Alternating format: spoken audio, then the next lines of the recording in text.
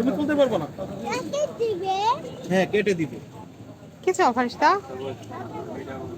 হ্যাঁ লাভ আছে।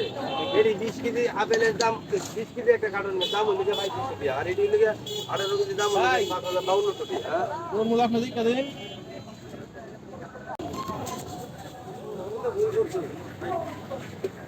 দিনে কি 100 করে 100 টাকা দেয়া এটা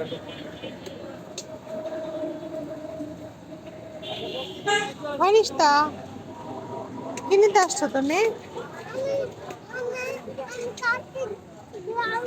বাড়ি ওয়াটারমেলন কিনতে আসছে।